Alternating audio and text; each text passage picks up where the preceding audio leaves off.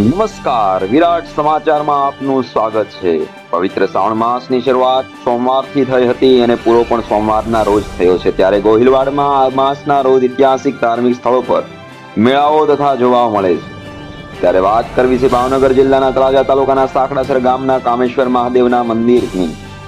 આ કામેશ્વર મહાદેવ દરેકની મનોકામના પૂર્ણ કરે, સમગ્ર ગ્રામજનો શિવના દર્શન કરીને ધન્યતા અનુભવે છે।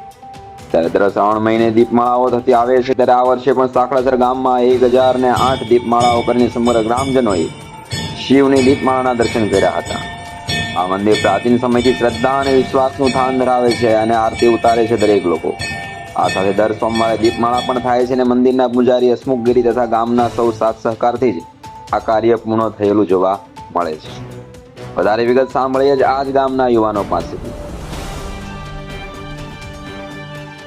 जय सोमनाथ, जय महादेव, जय कामेश्वर दादा।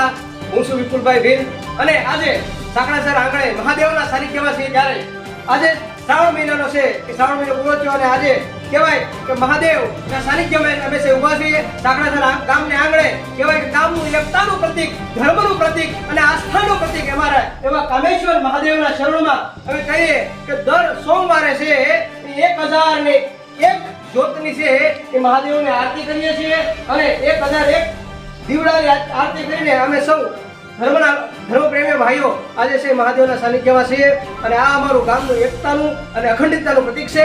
જય સોમનાથ, જય મહાદેવ, જય ભોળિયા શંકર।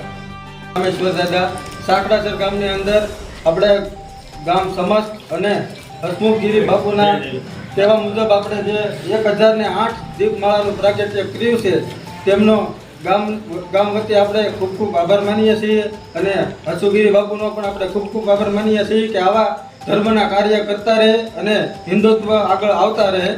જય સોમનાથ, જય કામેશ્વર દાદા।